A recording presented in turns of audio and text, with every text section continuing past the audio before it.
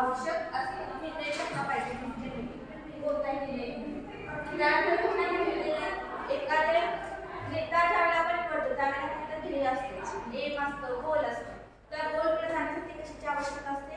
नेत्याची आवश्यकता आहे. गोल पूर्ण करण्यासाठी सगळ्यांना सांगितलं तर गोल पुढे जाणार आणि गोल ते पूर्ण करणार ते आपल्याला सोडू शकत नाही.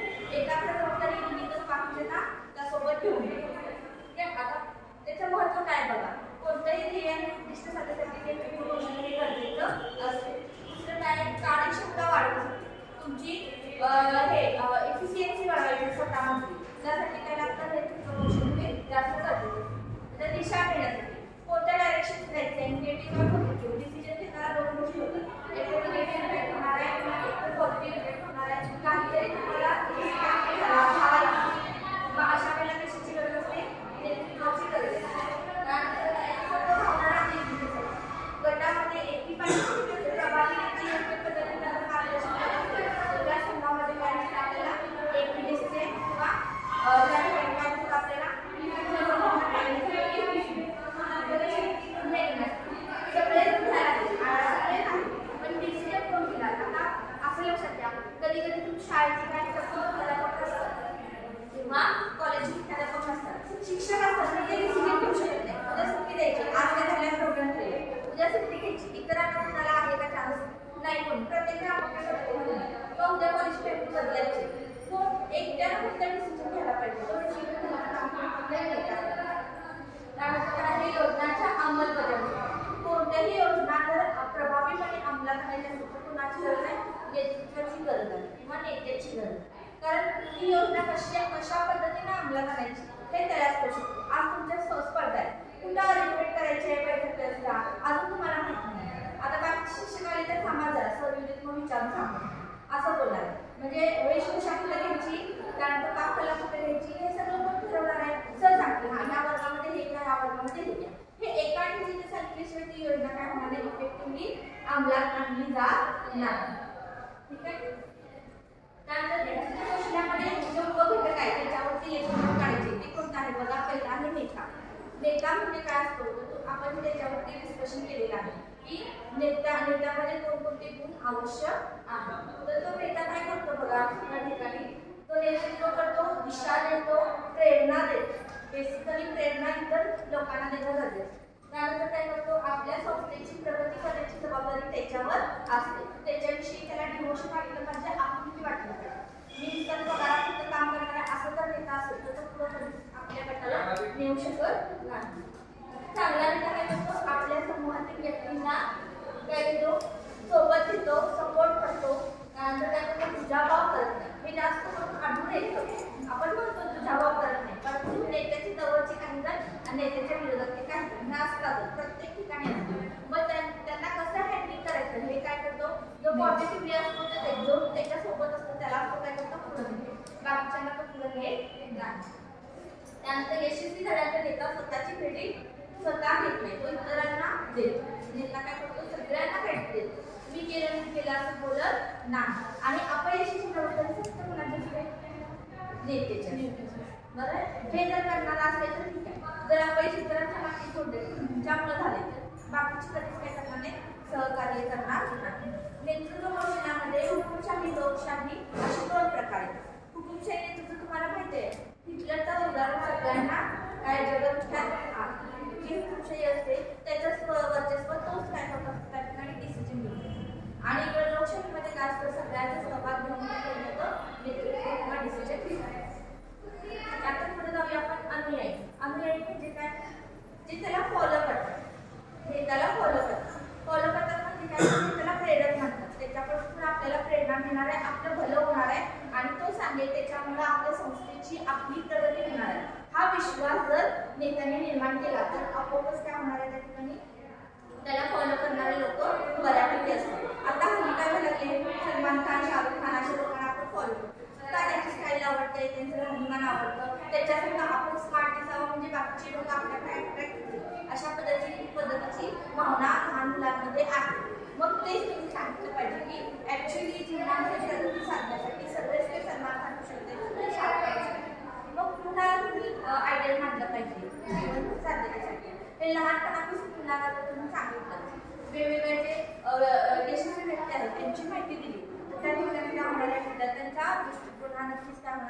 बदलणार आहे. लहान मुलांचं कसं असतं, महिन्याला त्यांचं काय असतं आयडियल असतं ते बदलत असतं. कधी तर त्यांना विराट कोहली व्हावंसं वाटतं, कधी तर त्यांना सलमान खान व्हावंसं वाटतं, कधी पुन्हा फुटबॉलच्या मॅचेस आले की पुन्हा रोनाल्डो व्हावंसं वाटतं. म्हणजे अशा त्यांच्या काय असतात हॉबी चेंज होतात. त्याला त्या क्षेत्रात जर येत राहिलं त्यातला एखादा आयडियल व्यक्ती जर आपण प्रभावीपणे त्याच्यासमोर मांडला त्याला ते काहीतरी नक्की त्याचं पालन करतो. त्यानंतर आपण जाऊया प्रेरणात्मक प्रभाव. नेता हा नेहमी काय करत असतो, इतरांना मोटिवेट करण्याचं काम करतो. ज्यावेळेला अपयश येतं किंवा यश मिळण्यासाठी धडपड करावी लागत असते त्यावेळेला एकत्र येऊन मोटिवेशन देणं हे जास्त गरजेचं असतं.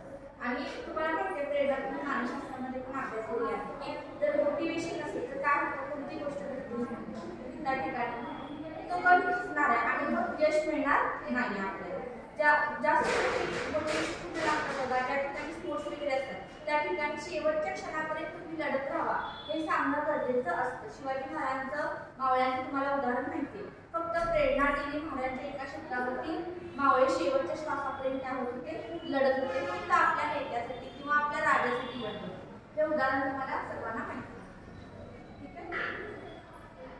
त्यानंतर बघा एकच ध्येय किंवा उद्दिष्ट. बघा म्हटलं की ज्या वेळेला आपण एका करायला करतो त्यावेळेला एखादी संस्था असेल, एखादी संघटना असेल, त्यांचे काहीतरी ध्येय असते आणि त्या ध्येयाला प्रेरित अनुसरून सगळे लोक एकत्र आलेले असतात आणि त्यानुसार ते काय करत असतात, काम करत असतात किंवा तो गट पुढे नेण्याचं काम करतात. त्यामुळे जर ध्येय किंवा उद्दिष्ट जर तुमचे नसेल तर काय होणार आहे त्या ठिकाणी, तुम्ही दिशाहीन होणार आहे. बरं, ध्येय म्हणजे काय, उद्दिष्ट म्हणजे काय, काय करायला तुम्ही हे नेहमी शाळा अभ्यासक्रमामध्ये अभ्यासते किंवा मॅनेजमेंट स्किलमध्ये आहे. काय ध्येय म्हणजे,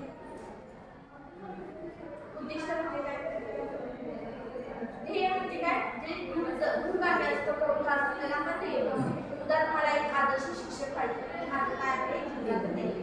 आणि उद्दिष्ट काय असणार आहे, त्याच्या ध्येयाकडे पोहोचण्यासाठीचे छोटे छोटे जे टप्पे असतात त्याला काय म्हणतो उद्दिष्ट.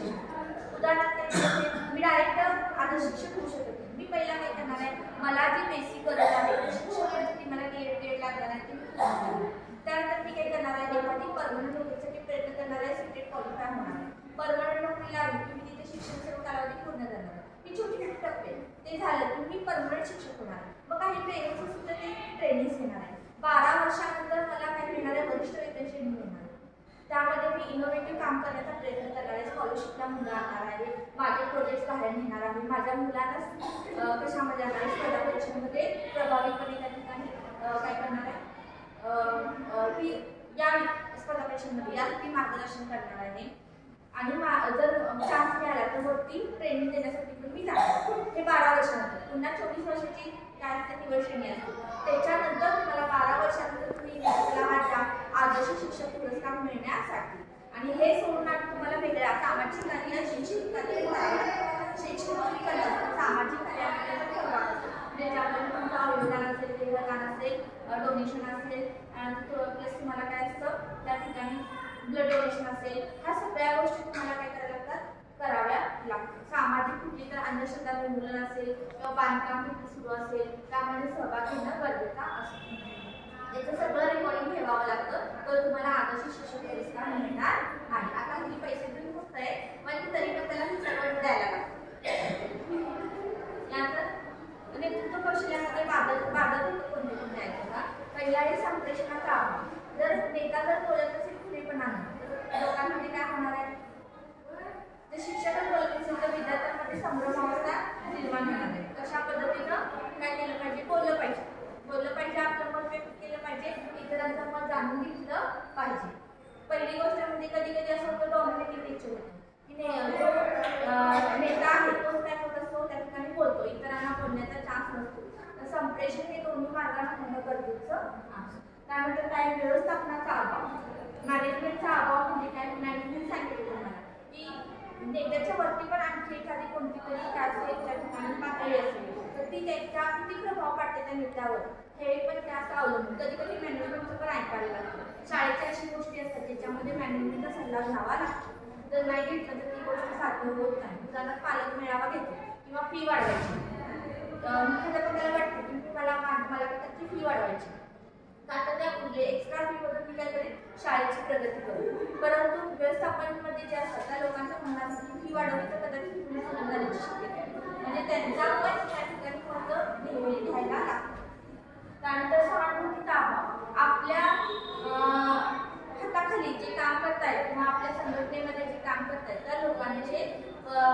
वैयक्तिक असू देत किंवा त्यांचे आरोग्यविषयक असू देत, ते सगळे प्रॉब्लेम्स हे नेत्यांना जाणून घेणं गरजेचं आहे.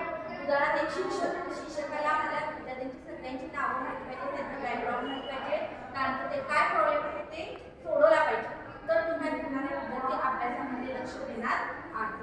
तसंच मुख्याध्यापक बघायचं, आपल्या शिक्षकांचे काय प्रॉब्लेम्स आहेत हे त्यांनी काय केलं पाहिजे, जाणून घेतलं पाहिजे आणि त्या मदतीनं तुमची कामाची क्वालिटी काय होणार आहे, वाढणार आहे. बरं, आता आपण काम करायला लेडीजसाठी जेंट्सची वेगळे सवय, लेडीजची वेगळे सवय, तर तुम्ही कामाशी काम घेतलं तर आपला सक्सेसफुल होतं. लेडीजचा प्रॉब्लेम असतो घराचं सगळं करून यायला लागतं, मग अशाला फ्लेक्सिबिलिटी मार्फत घेणं माझ्यातला काय असतो चांगला पर्याय असतो. त्यानंतर आहे प्रेरणेचा अभाव. प्रेरणेचा अभाव म्हणजे काय आहे, मोटिवेशनच्या मगाशी सांगितलं, प्रेरणा ही फार गरजेची आहे आणि ती जर दिली नाही तर काय होणार आहे, त्या ठिकाणी आपल्या गटातील लोकांना काय होईल, त्या ठिकाणी डिप्रेशन येईल किंवा ते पुढे जाऊ शकणार नाही. त्यानंतर दिशादर्शनाचा अभाव. दिशादर्शनाचा अभाव म्हणजे काय, कोणता निर्णय घेताना कोणत्या पद्धतीने घ्यायला पाहिजे, इतरांना जर त्याच्यामध्ये सामावून घेतलं तर ते सहकार्य करतील, नाही हा काय आमचा ऐकत नाही, हा स्वतःला शाळा म्हणतोय जाऊ देतील असं म्हणून ते काय करतात, दुर्लक्ष करतात आणि जेवढं द्यायला पाहिजे तेवढं पॉझिटिव्हली काय होत नाही, दिलं जात नाही. आता ह्यासाठी लिडरशिप क्वालिटीसाठी कोणत्या कोणत्या ऍक्टिव्हिटीज किंवा गेम्स घेणं गरजेचं आहे बघा. मी काय ह्याच्यामध्ये तुम्हाला मी काय करणार आहे, एक नेता सांगणार आहे आणि तुम्ही काय करायचं आहे, त्याचे काय क्वालिटीज आहेत ते मला सांगायचं. पहिला लोकमान्य टिळक सांगा. लोकमान्य टिळकांची कोणती असं गुण आहे जे तुम्हाला आवडते सगळ्यांना? निर्भय वृत्ती. छान, निर्भीड किंवा निर्भय वृत्ती. ठीक आहे. महात्मा गांधी अहिंसा अहिंसा त्या गोष्टी त्याच्या आवडतात. त्यानंतर आहे राणी लक्ष्मीबाई. छान, ब्रेवनेस त्याच्या आवडतात. सुभाषचंद्र बोस नेता, प्रभावी नेता म्हटलं तर चालेल. एखाद्या गटाला कशा पद्धतीने तुम्ही पुढे घेऊन जाऊ शकता हे सुभाषचंद्र बोस यांच्याकडून आपण चांगलं.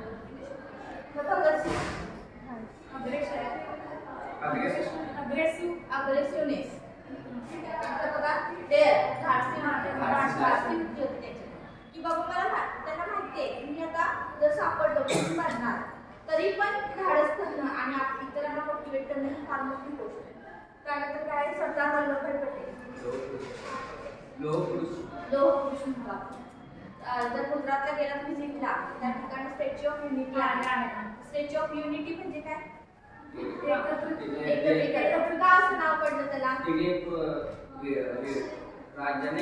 हा बरोबर आहे, राजे होते ना, राजे लोक होते पूर्वीच्या काळी स्वातंत्र्य मिळायला, ते तयार नव्हते आपल्या ह्याच्यामध्ये स्वातंत्र्यामध्ये यायला. त्यावेळेला काय झालेलं होतं, त्यांनी काय केलेलं होतं, त्या लोकांचं मन वळवलं आणि त्यांच्या जे सर्व छोटे छोटे होते त्यांना एकत्र स्वातंत्र्यामध्ये आणण्याचं काम केलं. म्हणून त्यांना काय म्हणतो आपण, त्या ठिकाणी लोहपुरुष सुद्धा म्हणतो आणि स्टॅच्यू ऑफ युनिटी त्यांच्यासाठी उभा केलेला आहे. जगातील सगळ्यात मोठा स्टॅच्यू ऑफ युनिटी हा आता सध्याचा लेटेस्ट उंच पुतळा आहे.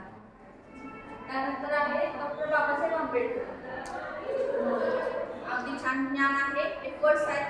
एफर्ट्स तुम्हाला माहिती आहे सगळ्यांना, ह्या गोष्टी केलेला आहे, प्रयत्न केलेला आहे. ऍक्टिव्हिटीज बघा, आता कोणत्या कोणत्या आपण घोषित करू. पहिला आहे flag and form. Flag and form म्हणजे काय, ठीक आहे बघा, आपण करूया असं म्हणजे